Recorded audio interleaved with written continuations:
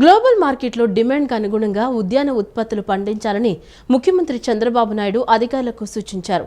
పూర్వోదయ, సాస్కి రాష్ట్ర ప్రభుత్వ నిధుల వినియోగంలో సమన్వయం చేసుకుంటూ అభివృద్ధి కార్యక్రమాలు చేపట్టాలని ఆదేశించారు. ఇదే సమయంలో సీమ ప్రకాశం, మార్కాపురం జిల్లాలోని ఇరిగేషన్ ప్రాజెక్టులను త్వరితగతిన పూర్తి చేయాలని ముఖ్యమంత్రి స్పష్టం చేశారు. గ్లోబల్ మార్కెట్లో డిమాండ్కు అనుగుణంగా ఉద్యాన ఉత్పత్తులు పండించాలని ముఖ్యమంత్రి చంద్రబాబు నాయుడు అధికారులకు సూచించారు. దానికి అనుగుణంగా అభివృద్ధికి ప్రణాళికలు చేపట్టాలని ఆదేశించారు. రాయలసీమ, ప్రకాశం, మార్కాపురం జిల్లాల్లో 500 లక్షల మెట్రిక్ టన్నుల ఉత్పత్తులను పండించడమే లక్ష్యంగా కార్యాచరణ సిద్ధం చేయాలని సీఎం సూచించారు. 10 జిల్లాలను ఉద్యాన రంగానికి కేంద్ర బిందువుగా చేపట్టే సమీకృత అభివృద్ధి ప్రణాళికలపై సీఎం క్యాంపు కార్యాలయంలో వివిధ శాఖల మంత్రులు, ఉన్నతాధికారులతో ముఖ్యమంత్రి చంద్రబాబు సమీక్షించారు. పూర్వోదయ, సాస్కి రాష్ట్ర ప్రభుత్వ నిధుల వినియోగంలో సమన్వయం చేసుకుంటూ అభివృద్ధి కార్యక్రమాలు చేపట్టాలని ఆదేశించారు. ఇదే సమయంలో సీమ, ప్రకాశం, మార్కాపురం జిల్లాలోని ఇరిగేషన్ ప్రాజెక్టులను త్వరితగతిన పూర్తి చేయాలని ముఖ్యమంత్రి స్పష్టం చేశారు. గత ప్రభుత్వం ఇరిగేషన్ రంగాన్ని పూర్తిగా నిర్లక్ష్యం చేసిందని, చాలా వరకు ప్రాజెక్టులను పెండింగ్లో పెట్టేసిందని మంత్రులు నిమ్మల, పయ్యావుల కేశవ్ ప్రస్తావించారు. 10 జిల్లాల పరిధిలో ప్రాధాన్యతల వారీగా ప్రాజెక్టుల నిర్మాణం చేపట్టాలని, అలాగే తక్కువ నిధులను కేటాయిస్తే త్వరగా పూర్తయ్యే ప్రాజెక్టులను తొలుత చేపట్టాలని సీఎం చంద్రబాబు ఆదేశించారు. వెలిగొండ ప్రాజెక్టు నిర్మాణాన్ని ఈ ఏడాదిలో పూర్తి చేయాలని స్పష్టం చేశారు. అలాగే గత ప్రభుత్వం నిర్లక్ష్యం వల్ల కొట్టుకుపోయిన అన్నమయ్య ప్రాజెక్టు నిర్మాణానికి ప్రణాళికలు సిద్ధం చేయాలని సూచించారు. గాలేరు, నగరి ప్రాజెక్టు ద్వారా కృష్ణా జలాలను కడప వరకు తీసుకువెళ్లే అంశంపై దృష్టి సారించాలని ముఖ్యమంత్రి చెప్పారు. ఈ దిశగా సుమారు 20కి పైగా ప్రాజెక్టులను అభివృద్ధి చేయాల్సి ఉంటుందని అధికారులు వివరించారు. మొత్తంగా ఈ ప్రాజెక్టుల ద్వారా కొత్తగా 8.87 లక్షల ఎకరాల ఆయకట్టు, అలాగే 4.30 లక్షల ఎకరాల స్థిరీకరణకు నీళ్లు అందించవచ్చని అధికారులు సీఎంకు తెలిపారు. సీమ ప్రాజెక్టులతో పాటు ఉత్తరాంధ్ర జిల్లాల్లో కూడా ప్రాజెక్టులను చేపట్టేలా చర్యలు తీసుకోవాలని ఆదేశించారు. పోలవరం కుడి కాలువ పనులు పూర్తయితే గోదావరి జలాలను ఉత్తరాంధ్ర వరకు తీసుకువెళ్లొచ్చన్నారు. అప్పుడు పోలవరం, వంశధార నదుల అనుసంధానం ప్రాజెక్టు చేపట్టవచ్చని సూచించారు. ఈలోగా ఉత్తరాంధ్ర ప్రాంతంలోని ప్రాధాన్యతల వారీగా నిర్మాణం చేపట్టేలా ప్రణాళికలు సిద్ధం చేసుకోవాలని ముఖ్యమంత్రి సూచించారు. ఈ ప్రాజెక్టులు పూర్తయితే రాయలసీమ, ప్రకాశం, మార్కాపురం జిల్లాలో ఉద్యాన పంటల సాగు అపారంగా పెరిగే అవకాశం ఉందని మంత్రి అచ్చెన్నాయుడు అభిప్రాయపడ్డారు. మొత్తం 10 జిల్లాల్లోని 201 క్లస్టర్లు, 303 మండలాల్లో ఉద్యాన పంటలను అభివృద్ధి చేసేలా ప్రతిపాదించినట్లు మంత్రి అచ్చెన్నాయుడు సీఎంకు తెలిపారు. అలాగే ఉద్యాన సాగు విస్తీర్ణాన్ని 3 ఏళ్లలో 8.41 లక్షల హెక్టార్ల నుంచి 14.41 లక్షల హెక్టార్లకు విస్తరించేలా ప్రణాళికలు చేపట్టినట్లు వివరించారు. రాయలసీమ ప్రాంతం ఉద్యాన ఉత్పత్తుల విషయంలో దేశంలోనే అగ్రస్థానంలో ఉందని, ప్రపంచంలోనే అతిపెద్ద క్లస్టర్గా రాయలసీమ, ప్రకాశం, మార్కాపురం జిల్లాలను అభివృద్ధి చేయాలని సీఎం సూచించారు. దుబాయ్కి చెందిన డీపీ వరల్డ్ సంస్థ ఏపీలో ఉద్యాన క్లస్టర్ ఏర్పాటు చేయడానికి ముందుకొచ్చిందని ముఖ్యమంత్రి సమావేశంలో వెల్లడించారు. పేదరికం లేని సమాజం కోసం మన ప్రభుత్వం పనిచేస్తోందని టీడీపీ జాతీయ ప్రధాన కార్యదర్శి మంత్రి నారా లోకేష్ అన్నారు. అన్ని పదవుల్లో సామాజిక న్యాయం పాటించాల్సిన బాధ్యత తమపై ఉందని చెప్పారు. పార్టీలో మహిళల్ని గౌరవించాలని సూచించారు. పార్టీనే అందరికీ అధినాయకత్వమని, సేనాధిపతి చంద్రబాబు నేతృత్వంలో మనమంతా ఆయన సైనికులమని వివరించారు. కార్యకర్తలు అలిగితే నష్టపోయేది రాష్ట్ర ప్రజలేనని టీడీపీ జాతీయ ప్రధాన కార్యదర్శి మంత్రి నారా లోకేష్ శ్రేణులకు హితబోధ చేశారు.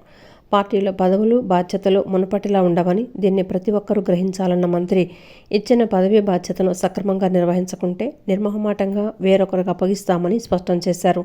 కూటమిలో విడాకులు, మిస్ఫైర్లు ఉండకూడదని పవన్ కళ్యాణ్ కూడా గట్టిగా ఉన్నారన్న లోకేష్ చిన్న చిన్న విభేదాలు ఉన్నా సరిదిద్దే బాధ్యత అధినాయకత్వం తీసుకుంటుందని తెలిపారు. పార్టీ అంటే కమిట్మెంట్లు ఉన్న వాళ్లకే పార్లమెంటు కమిటీల్లో బాధ్యతలు అప్పగించామని వెల్లడించారు. తెలుగుదేశం పార్టీ కేంద్ర కార్యాలయం ఎన్టీఆర్ భవన్లో పార్లమెంటరీ కమిటీలకు శిక్షణ తరగతులను లోకేష్ ప్రారంభించారు. ఉదయాన్నే పార్టీ కార్యాలయానికి వచ్చి పార్లమెంటరీ కమిటీ సభ్యులను లోకేష్ స్వయంగా ఆహ్వానించారు. ఓపిగ్గా 2 గంటల పాటు ప్రతి సభ్యుడితోనూ ఫోటోలు దిగారు. ఎన్టీఆర్ ప్రతిమకు నివాళులర్పించి శిక్షణా తరగతులను రాష్ట్ర పార్టీ అధ్యక్షులు పల్లా శ్రీనివాసరావుతో కలిసి ప్రారంభించారు. ఈ కార్యక్రమానికి మంత్రులు, ఎంపీలు, ఎమ్మెల్యేలు, ఎమ్మెల్సీలు, కార్పొరేషన్ చైర్మన్లు హాజరయ్యారు. యువగళం పాదయాత్ర ప్రారంభించి నేటికి 3 ఏళ్లు పూర్తయిన సందర్భంగా నేతలు లోకేష్కు శుభాకాంక్షలు తెలపడంతో పాటు కేక్ కట్ చేసి సంబరాలు నిర్వహించారు. 83% మంది కొత్త వారికి పార్లమెంట్ కమిటీల్లో తొలిసారి చోటు కల్పించామని లోకేష్ తెలిపారు.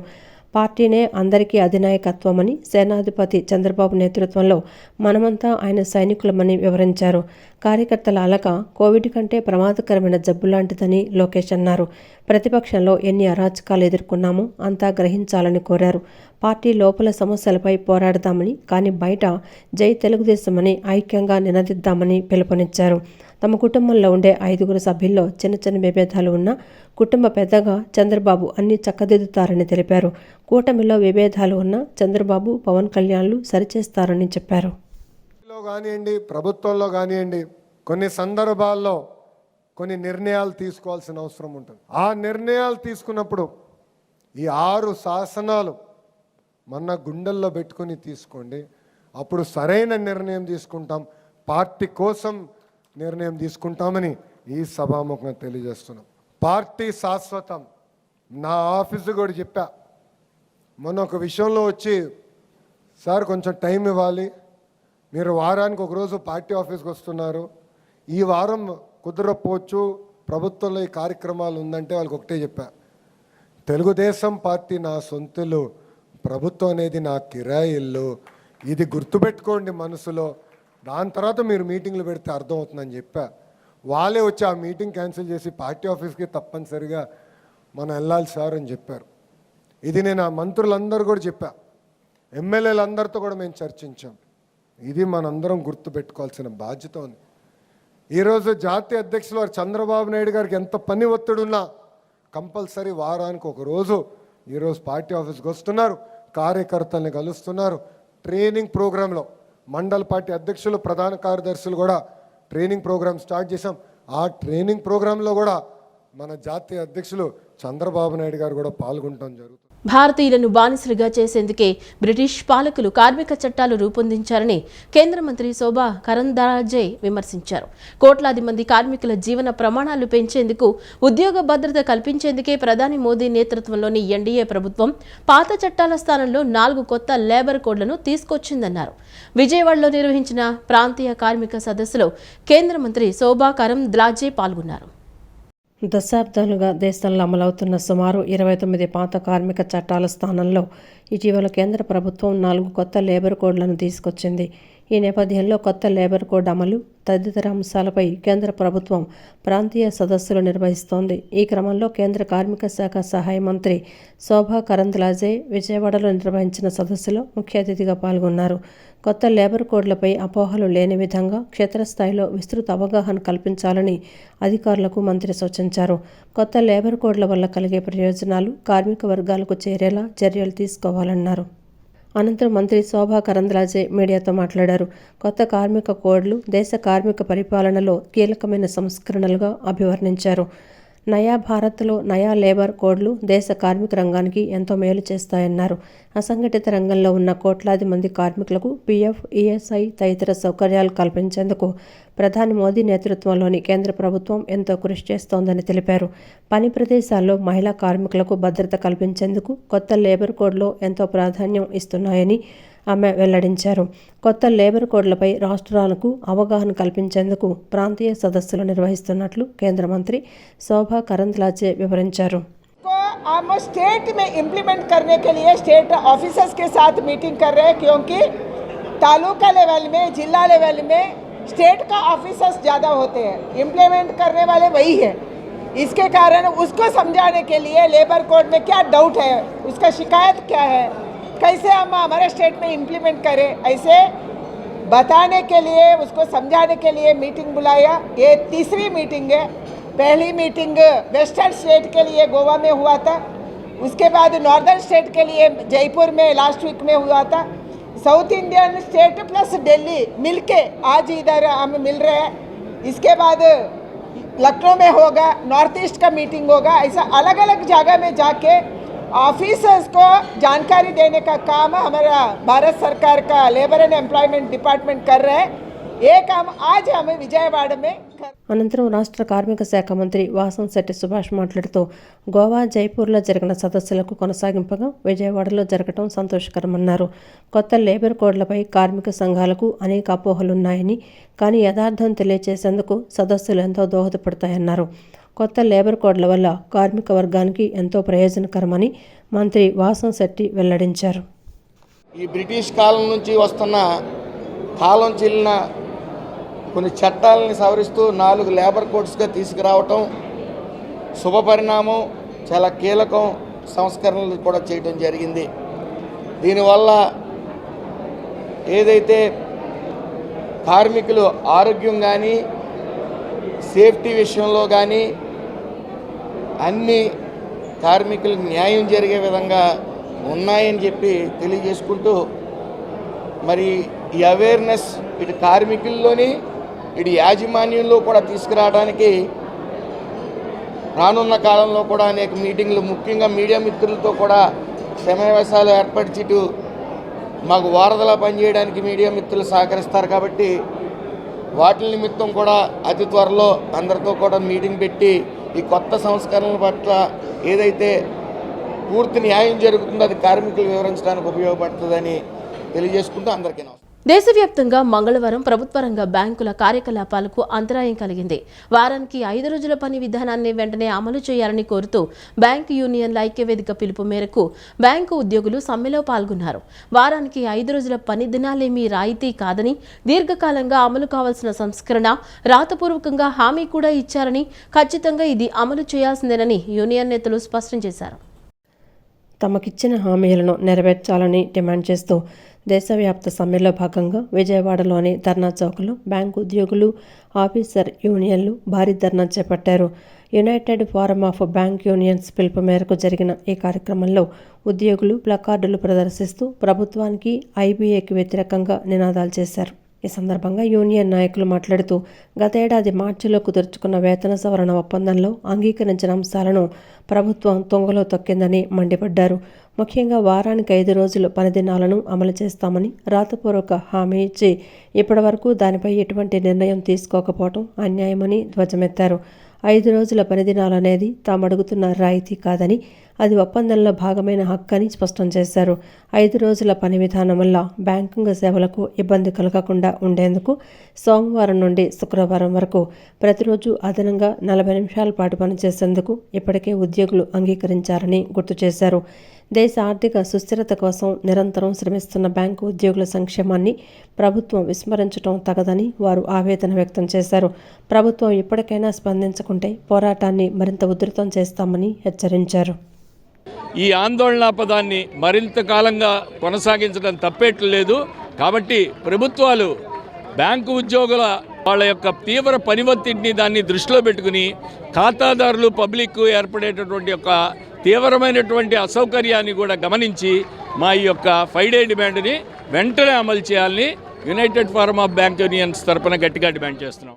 ప్లస్ ఈ 5 డే బ్యాంకింగ్ అనేది ఇండస్ట్రీకి కొత్త ఏం కాదు. మన ఇండియాలో ఇందాక అదే చెప్పాను, insurance sector, reserve bank of India ఏదైతే బ్యాంకింగ్ ఇండస్ట్రీలో reserve bank of India head వాళ్ళకి ఆ డిపార్ట్మెంట్లో కూడా 5 డే బ్యాంకింగ్ ఉంది, ఇన్సూరెన్స్ సెక్టర్లో ఉంది, అలానే షేర్స్ సంబంధించిన సెబీలో ఉంది, గవర్నమెంట్ సెక్టర్లో ఉంది. మరి అక్కడ ఇంప్లిమెంట్ చేస్తున్నది మాకెందుకు రాదు?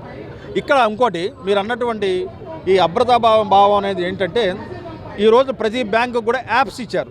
ప్రతిది కూడా ఇంట్లో కూర్చొని మీరు ట్రాన్స్ఫర్ చేసుకోవచ్చు, మనీ అకౌంట్ని ఓపెన్ చేసుకోవచ్చు. ఇలాంటి సౌకర్యాలు తర్వాత ఈ సేవా కౌంటర్స్ పెట్టారు, ఏటీఎంస్ పెట్టారు, సీడీఎంస్ పెట్టారు, డబ్బులు వేసుకోవడం తీసుకొని ఇన్ని అవకాశాలు కల్పించి బ్యాంకింగ్లో మాత్రం బ్రాంచెస్కి మాత్రం మనుషులను పంపించేసి విపరీతమైన పని ఒత్తిడి పెరగడం మాత్రమే అడుగుతున్నాం. ఇదే ప్రధాన.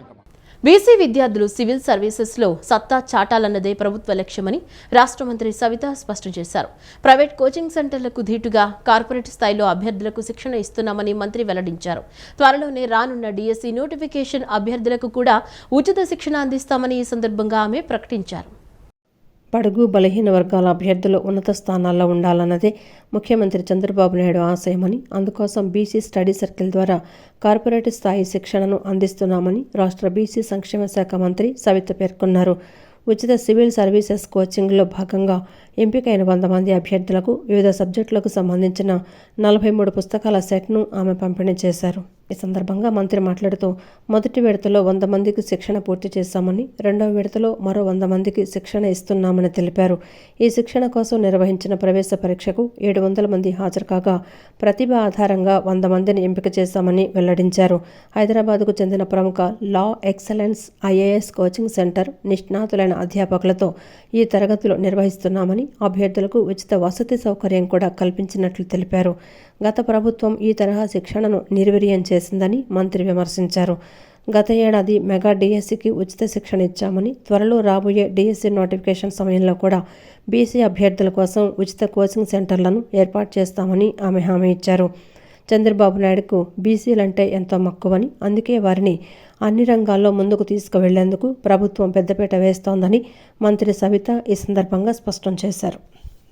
నిబద్ధతతో ఏదైతే మరి ఎంట్రన్స్ పెట్టి అర్హులందరికీ సెలెక్ట్ చేసి వారికి ఈరోజు సుమారుగా 100 మందిలో 96 మందిని సెలెక్ట్ చేసి ట్రైనింగ్ ఇస్తున్నాం.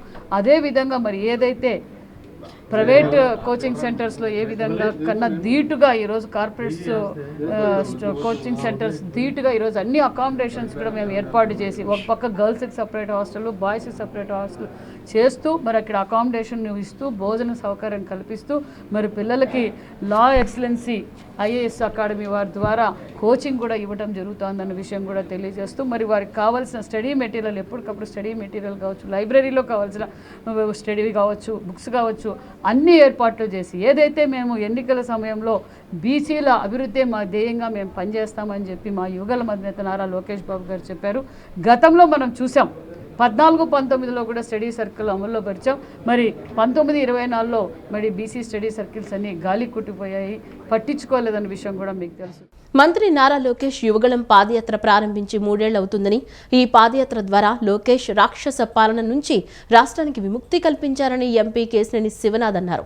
పాదయాత్ర ద్వారా తెలుసుకున్న ప్రజా సమస్యలను పరిష్కరించడానికి లోకేష్ నిరంతరం కృషి చేస్తున్నారని ఆయన వివరించారు.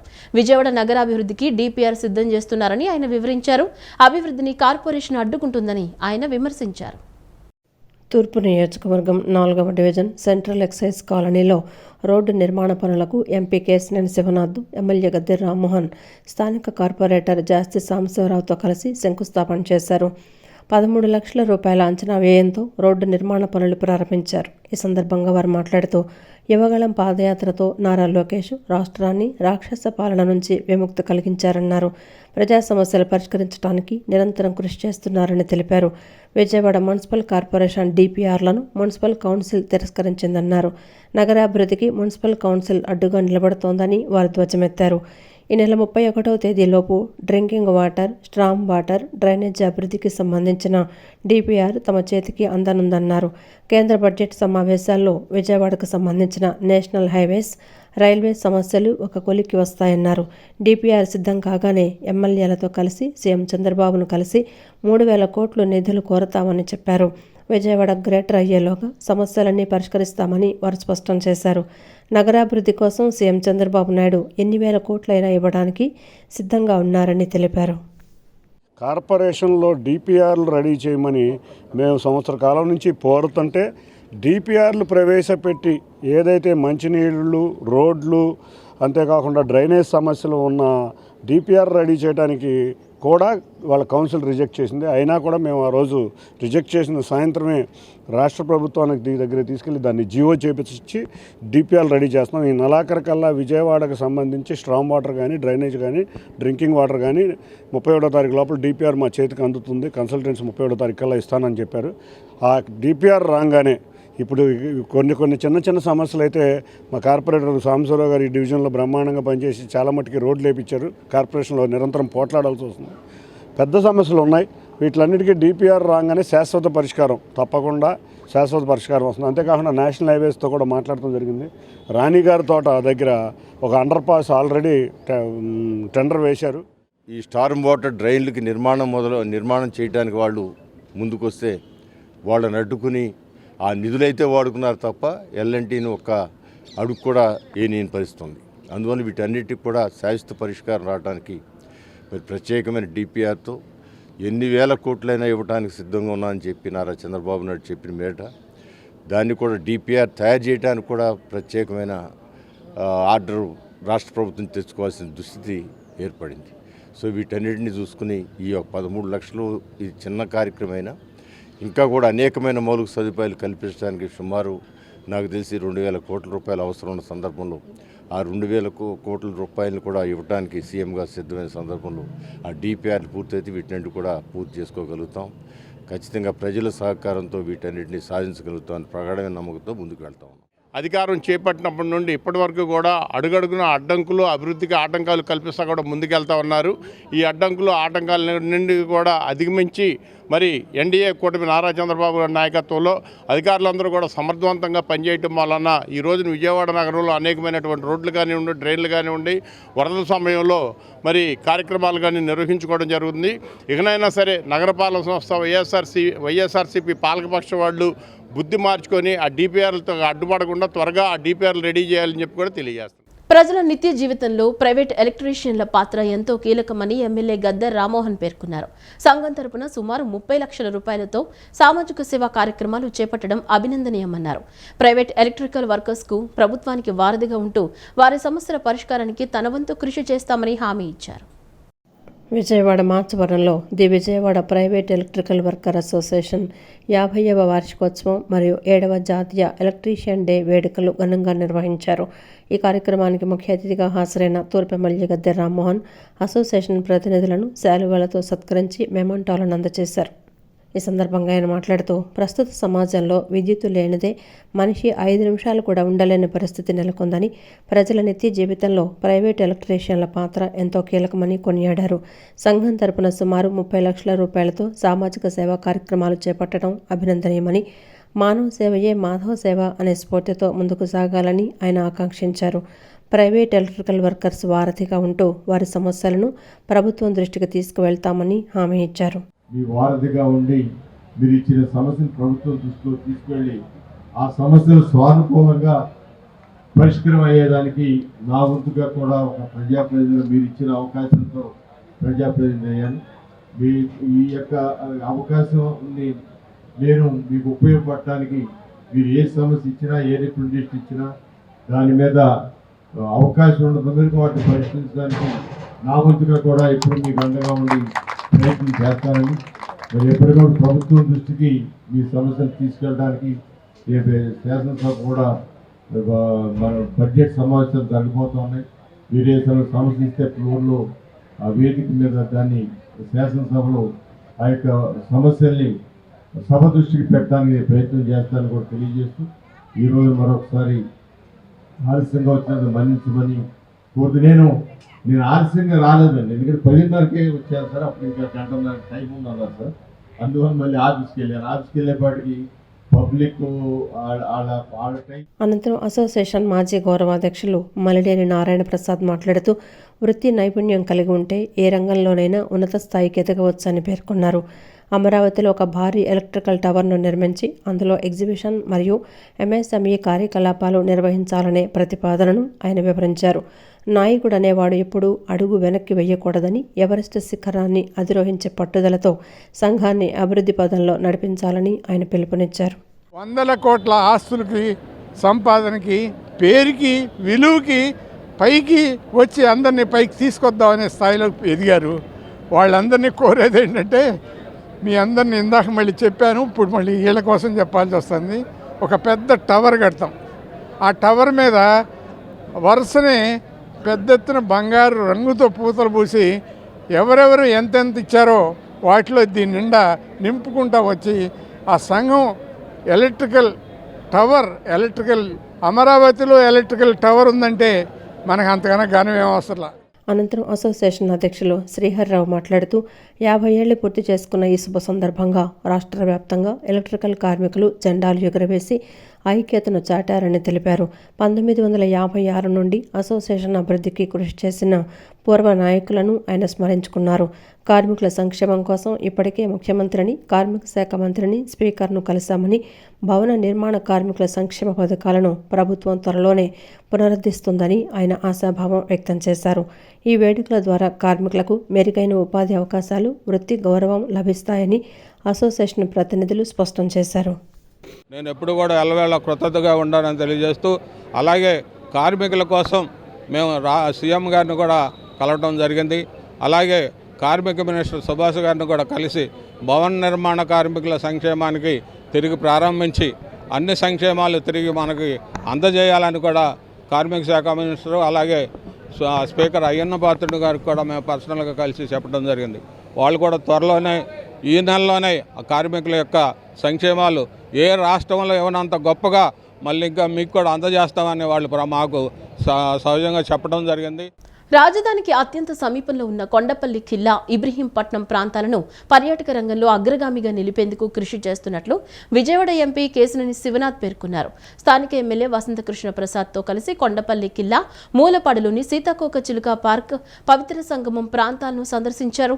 ఈ సందర్భంగా ఎంపీ మాట్లాడుతూ, రాష్ట్రంలోని అత్యంత పురాతనమైన విశాలమైన కోటగా కొండపల్లి ఖిల్లాకు ప్రత్యేక గుర్తింపు ఉందన్నారు. గతంలో ముఖ్యమంత్రి చంద్రబాబు నాయుడు కొండపల్లి ఖిల్లా అభివృద్ధి కోసం 100 కోట్లు కేటాయించినప్పటికీ గత ప్రభుత్వం ఈ ప్రాంతాన్ని పూర్తిగా నిర్లక్ష్యం చేసిందని ఆయన విమర్శించారు. అమరావతికి గేట్వేలా ఉన్న ఈ ప్రాంతాలను అభివృద్ధి చేస్తే పర్యాటక రంగం గణనీయమైన వృద్ధి సాధిస్తుందని ఎమ్మెల్యే వసంతకృష్ణ ప్రసాద్తో కలిసి కేంద్ర రాష్ట్ర ప్రభుత్వాల నుంచి అవసరమైన నిధులు సాధిస్తామని ధీమా వ్యక్తం చేశారు. కొండపల్లి కోట చూస్తే ఇంత విశాలమైన కోట ఆంధ్రప్రదేశ్లో ఇదే ఉన్న ఇంత స్ట్రక్చర్ ఉన్న కోట ఆంధ్రప్రదేశ్లో ప్రప్రథమంగా ఇదే ఉంది. రాబోయే అమరావతి రాజధానిలో ప్రాంతమైన ఈ భాగంలో ఒక గేట్వే ఫర్ అమరావతి అనుకుని మూలపాడు, కొండపల్లి, ఇబ్రహీంపట్నం అనే విధంగా ముఖ్యమంత్రి వాళ్ళు అనుకుంటున్నారు. అదేవిధంగా ఇక్కడ ఉన్న ఈ కోటని కానీ, మూలపాడులో ఉన్న ఫారెస్ట్ని కానీ, లేకపోతే ఇబ్రహీంపట్నంలో ఉన్న పవిత్ర సంగమం కానీ మూడింటిని డెవలప్ చేస్తే అమరావతికి హైదరాబాద్ నుంచి వచ్చేవాళ్ళు కానీ వెళ్ళేవాళ్ళకి కానీ ఒక గేట్వే లాగా ఉంటుంది. తప్పకుండా వీటిని అన్నింటినీ పరిశీలించడం జరిగింది. పరిశీలించి వీటినన్నింటినీ కూడా ముఖ్యమంత్రి వారికి, ఉప ముఖ్యమంత్రి వారికి తీసుకువెళ్ళి ఇక్కడ అభివృద్ధి చెందే విధంగా నిధులు కేటాయించే విధంగా నేను కానీ, వసంతకృష్ణరావు గారు, గాంధీ గారు కానీ, చిత్రారావు గారు కానీ అందరం వెళ్ళి చూసుకుని వస్తాం. బాలా గారు కానీ, ఇంకా ఉన్న శ్రీను గారు కానీ అందరూ కూడా దీని మీద పరిశీలించి అందరం కూడా ఒక అఖిలపక్షం లాగా వెళ్ళి ఇప్పుడు ఇక్కడ ఉన్న ఆర్కియాలజీ డిపార్ట్మెంట్ వారు, ఫారెస్ట్ డిపార్ట్మెంట్ వారు, టూరిజం డిపార్ట్మెంట్ వారు అందరూ కూడా మాతో ఎయిడెడ్ పాఠశాలల్లో నియామకాలు గత ప్రభుత్వ ఉత్తర్వుల ప్రకారమే జరగాలని, ఈ విషయంలో సుప్రీంకోర్టు, హైకోర్టులు ఇచ్చిన ఆదేశాలను ప్రస్తుత ప్రభుత్వం బేఖాతరు చేస్తోందని ప్రాస్మా రాష్ట్ర అధ్యక్షులు ప్రభాకర్ రావు మండిపడ్డారు. యాజమాన్యాలతో చర్చించకుండా కంప్యూటర్ ఆధారిత పరీక్ష ద్వారా నియామకాలు చేపడతామనడం చట్టవిరుద్ధమని వారు స్పష్టం చేశారు. సిబిటి నిర్వహణను హైకోర్టు తప్పుబట్టిందని, ఆఫ్లైన్ విధానంలో యాజమాన్యాలే పరీక్షలు నిర్వహించుకోవాలని స్పష్టమైన ఆదేశాలు ఇచ్చినా అధికారులు పట్టించుకోవడం లేదని విమర్శించారు. ప్రైవేటు గుర్తింపు పొందిన ఎయిడెడ్ పాఠశాలల్లో ఉపాధ్యాయుల నియామక ప్రక్రియపై ప్రభుత్వం అనుసరిస్తున్న తీరును ప్రాస్మా రాష్ట్ర కమిటీ తీవ్రంగా ఖండించింది. విజయవాడ గాంధీనగర్లోని ఓ హోటల్లో జరిగిన అసోసియేషన్ సమావేశంలో రాష్ట్ర అధ్యక్ష, ప్రధాన కార్యదర్శులు కె ప్రభాకర్ రావు, కె రవిచంద్రశేఖర్, ఉపాధ్యక్షులు ఎం రవీంద్ర మీడియాతో మాట్లాడారు. ఎయిడెడ్ పాఠశాలల్లో నియామకాలు గత ప్రభుత్వ ఉత్తర్వుల ప్రకారమే జరగాలని, ఈ విషయంలో సుప్రీంకోర్టు, హైకోర్టులు ఇచ్చిన ఆదేశాలను ప్రస్తుత ప్రభుత్వం బేఖాతరు చేస్తోందని వారు మండిపడ్డారు. జీవోఎంఎస్ నంబర్ 1 ప్రకారం ఇప్పటికే 85 పాఠశాలల్లో నియామక ప్రక్రియ పూర్తయిందని, అయితే విధానపరమైన కారణాల సాకుతో ప్రభుత్వం గత 5 నెలలుగా ఈ ప్రక్రియను నిలిపివేసిందని నేతలు ఆవేదన వ్యక్తం చేశారు. యాజమాన్యాలతో చర్చించకుండా కంప్యూటర్ ఆధారిత పరీక్ష ద్వారా నియామకాలు చేపడతామనటం చట్టవిరుద్ధమని వారు స్పష్టం చేశారు. సిబిటి నిర్వహణను హైకోర్టు తప్పుపట్టిందని, ఆఫ్లైన్ విధానంలో యాజమాన్యాలే పరీక్షలు నిర్వహించుకోవాలని స్పష్టమైన ఆదేశాలిచ్చినా అధికారులు పట్టించుకోవటం లేదని విమర్శించారు. పాఠశాల విద్యాశాఖ జారీ చేసిన జీవో నంబర్ 30ని తాము సవాల్ చేశామని, విద్యా సంస్థలకే నియామక అధికారం ఉందని కోర్టు స్పష్టం చేసిందని గుర్తు చేశారు. విద్యార్థులకు హాల్ టికెట్లు జారీ చేసే అధికారం కూడా విద్యాశాఖ అధికారులకు లేదని వారు పేర్కొన్నారు. ప్రభుత్వం వెంటనే స్పందించి సిబిటి ప్రక్రియను ఆపి నియామక ఉత్తర్వులు జారీ చేసే అధికారాన్ని యాజమాన్యాలకే అప్పగించాలని డిమాండ్ చేశారు. లేని పక్షంలో రాష్ట్ర వ్యాప్తంగా పెద్ద ఎత్తున ఆందోళనలు చేపడతామని ప్రాస్మా నేతలు హెచ్చరించారు. అందుకన్నా మమ్మల్ని గౌరవించాలని, మమ్మల్ని ఎంకరేజ్ చేయాలి గవర్నమెంట్. త్రిబుల్-పి గవర్నమెంట్ మేము ఫాలో అవుతున్నాం కనుక. అయితే ఈ ప్రభుత్వం వారు ఎయిడెడ్ స్కూల్స్ని వారు అన్ని విధాల సర్వనాశనం చేయాలని ఇష్టం వచ్చినట్టు వారు రూల్స్ అన్ని రెగ్యులేషన్స్ మరి పాటించకుండా జియో నెంబర్ 1 కానీ జియో నెంబర్ 30 కానీ రెండూ పాటించకుండా వారు ఆన్లైన్ ఎగ్జామినేషన్స్ కండక్ట్ చేస్తున్నారు. ఈ విషయంలో మా అభ్యంతరాలు తెలియజేస్తున్నాం. ఏదైతే ప్రొసీడింగ్స్ ఉన్నాయో వాటిని అమలు చేయడమే నా బాధ్యత అని చెప్పి తప్పించుకున్నాడు. అయితే కోర్టు చాలా స్పష్టంగా చెప్పింది, మీ అధికారాలు మీరు నిర్వహించండి, యాజమాన్యాల అధికారాలు వారు నిర్వహించుకుంటారు, అంతేగాని మీరు వాళ్ళ అధికారాల్లో మీరు జోక్యం చేసుకొని దాంట్లో తలదూర్చి వాళ్ళని ఇబ్బందులకు గురి చేయొద్దని కోర్టు స్పష్టంగా చెప్పినప్పటికీ వాళ్ళ ఇష్టారీతిని వ్యవహరిస్తూ వ్యవస్థని, ఎయిడెడ్ వ్యవస్థని పూర్తిగా ఇబ్బందులకు గురి చేయడానికి ప్రయత్నిస్తున్నారు. సో ప్రభుత్వానికి మేము బడ్డను కాదు, ప్రభుత్వానికి మేము హెల్ప్ చేస్తున్నాం. మా ప్రాపర్టీస్ ఇచ్చి, మా అన్నీ ఇచ్చి, మేము పిల్లలకి చదువు చెప్పించి, మినిమం నాలెడ్జ్ పిల్లలకి చదువు కంటే ఈ రోజుల్లో ఉన్న కార్పొరేట్ స్కూల్లో ఏ పిల్లలు చదవగలరు ఉన్న ఫీజులకి. గవర్నమెంట్ స్కూల్ ఇంగ్లీష్ మీడియం గారు ఇంట్రడ్యూస్ చేసిన తర్వాత చాలా జాయినింగ్స్ పెరిగాయి, ఎక్కువ పిల్లల్లో పేరెంట్స్లో కూడా అవేర్నెస్ వచ్చింది, ఎక్కువ గవర్నమెంట్ స్కూల్లో చదవడం మొదలుపెట్టారు. మళ్ళీ బ్యాక్ టు ద పెవిలియన్ లాగా ఇప్పుడు మీరు ప్రైవేట్ స్కూల్స్ని ఎంకరేజ్ చేస్తూ కార్పొరేట్ స్కూల్స్, గవర్నమెంట్ స్కూల్స్ని మళ్ళీ తొక్కేసే కార్యక్రమం ఇది. విద్యార్థుల్లో ఆత్మవిశ్వాసం పెంపొందించడం అత్యంత ముఖ్యమని, సరైన ప్రోత్సాహం అందిస్తే వారు అద్భుతాలు సాధించగలరని Visakha industries managing director G Saroja Vivekanand పేర్కొన్నారు. మహిళా పారిశ్రామికవేత్తలుగా ఎదగాలనుకునే వారు తమపై తాము నమ్మకం ఉంచుకుని కుటుంబ సహకారంతో ముందడుగు వేస్తే సాధించలేనిది ఏదీ లేదన్నారు. Mogalrajpuram PV Siddhartha arts and science కళాశాలలో department of business administration CII Vijayawada సంయుక్త ఆధ్వర్యంలో పరిశ్రమలు మరియు విద్యా సంస్థల మధ్య భాగస్వామ్యం అనే అంశంపై సమావేశం ఏర్పాటు చేశారు. సమావేశానికి Visakha industries managing director G Saroja Vivekanand ముఖ్య అతిథిగా పాల్గొన్నారు. ఈ సందర్భంగా ఆమె మాట్లాడుతూ పరిశ్రమలు మరియు విద్యా సంస్థల మధ్య భాగస్వామ్యం విద్యార్థుల భవిష్యత్తుకు ఎంతో కీలకమని అభిప్రాయపడ్డారు. విద్యార్థుల్లో ఆత్మవిశ్వాసం పెంపొందించడం అత్యంత ముఖ్యమని, సరైన ప్రోత్సాహం అందిస్తే వారు అద్భుతాలు సాధించగలరని ఆమె పేర్కొన్నారు. గతంలో సిఐఐ చైర్పర్సన్గా సేవలందించిన అనుభవాన్ని గుర్తు చేసుకుంటూ పరిశ్రమలకు నాణ్యమైన ఉద్యోగులు, విద్యార్థులకు మెరుగైన ఉపాధి అవకాశాలు లభించాలంటే ఇరు వర్గాలు సమన్వయంతో పనిచేయాలని సూచించారు. అలాగే మహిళా పారిశ్రామికవేత్తలుగా ఎదగాలనుకునేవారు తమపై తాము నమ్మకం ఉంచుకొని కుటుంబ సహకారంతో ముందడుగు వేస్తే సాధించలేనిది ఏదీ లేదని ఆమె స్ఫూర్తినిచ్చారు. ఈ కార్యక్రమంలో ఇతర CII Vijayawada vice chairman K Abhinav, chairperson CII Vijayawada doctor V Nagalakshmi పాల్గొని విద్యార్థులకు దిశానిర్దేశం చేశారు. కాన్ఫిడెన్స్ బిల్డింగ్ చాలా ఇంపార్టెంట్ పిల్లల్లో, ఎందుకంటే ఆ ఏజ్లో ప్రతి చైల్డ్ అండర్ కాన్ఫిడెంట్, నేను కరెక్ట్ చెప్తున్నానా, కరెక్ట్ మాట్లాడడానికి కూడా భయపడే పిల్లలు, వాళ్ళకి ధైర్యం నింపి మీరు కూడా చేయగలరు అనే ప్రోత్సాహం ఇస్తే అది స్కై ఇస్ ద లిమిట్. చాలా బాగా చేస్తారు వీళ్ళంతా. సో నేను CII-I1లో భాగంగా పనిచేశాను. చైర్మన్గా 2 సంవత్సరాలు, కంబైన్డ్ ఏపీగా ఉన్నప్పుడు కూడా ఉన్నాను, సెపరేట్ తెలంగాణ అయినప్పుడు కూడా చైర్మన్గా పనిచేశాను. CII వారికి నా తరఫు నుంచి విన్నపం ఏంటంటే, many colleges students are deserving kids. So మాకు ఇక్కడ ఇండస్ట్రియలిస్ట్ పరంగా చూస్తే స్టూడెంట్స్ మంచి క్వాలిటీ ఎంప్లాయీస్ కావాలి, పిల్లలకేమో మంచి ఉద్యోగ అవకాశాలు కావాలి. సో వీరిద్దరూ కలిసి పనిచేస్తే తప్పకుండా బంగారు భవిష్యత్తు నెలకొల్పచ్చు ఈ పిల్లలకి అని. ఈ వార్తలు ఇంతటితో సమాప్తం. నమస్కారం.